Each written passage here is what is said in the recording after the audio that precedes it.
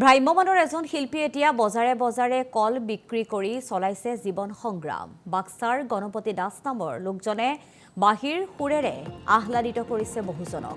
বজাৰে বজাৰে কল বিক্ৰী কৰিলেও বাঁহীটোৰ মুখ পাহৰিবই পৰা নাই গণপতি দাসে। সেয়েহে বজাৰত কল বিক্ৰীৰ সমান্তৰালভাৱে বাঁহীত সুৰ দি বিভিন্নজনক সুৰৰ সোৱাদ দিছে গণপতি দাসে। 1983 চনত নটৰাজ থিয়েটাৰৰ সৈতে জড়িত হৈ পৰিছিল গণপতি দাস। আৰু গণপতি দাসৰ বাঁহীৰ সুৰ শুনিবলৈ ভিৰ কৰা জনতাই ক্ৰয় কৰে কল, নাৰিকল আদি।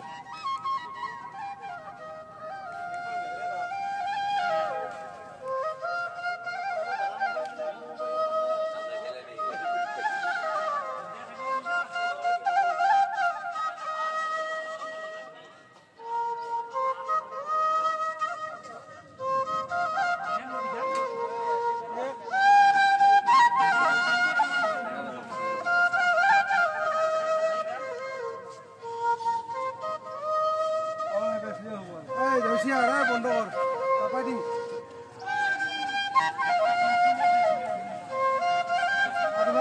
সাংবাদিক আছে তোৰ নিউজ হয়ে যাব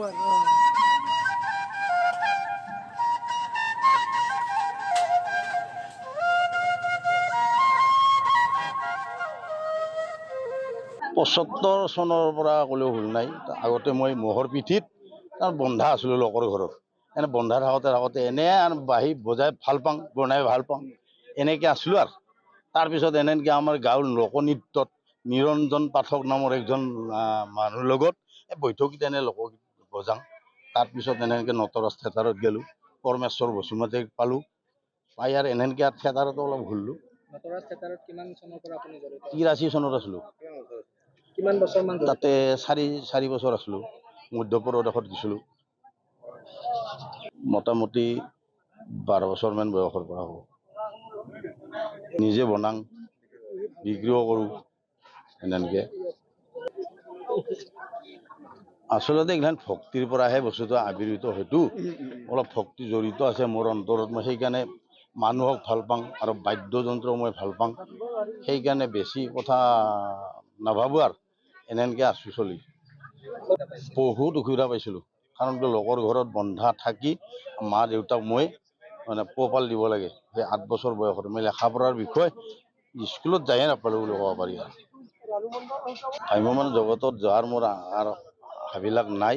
গতিকে ইয়াতে আমাৰ ৰাইজৰ মাজত মই এনেকৈ আনন্দ বিলাই আৰু জীৱন আৰু শেষ কৰিব পাৰিলেও মই আপত্তি নাই। অসুবিধাটো আৰু মানুহৰ জীৱনত যেনে দিন ৰাতি হৈ মাত্ৰ দিনটো, সুখৰ দুখৰ লগতে জীৱনটো বুলি কৈছে। গতিকে এনেকৈ মই অসুবিধা একো পোৱা নাই, আনন্দত আছোঁ। আৰু পৰিয়ালত আমাৰ এতিয়া বৰ্তমান আমাৰ মিছেছ আছে আৰু ল'ৰা একজন, বোৱাৰী, নাতিনী 2জনী আছে। এয়ে আৰু পৰিয়াল। বাঁহী যেনে এৰ পৰা এ চাৰ্প, বিৰ পৰা চি ডি চাৰ্প চবখিনি পাব। 500 টকা, 1200 টকা।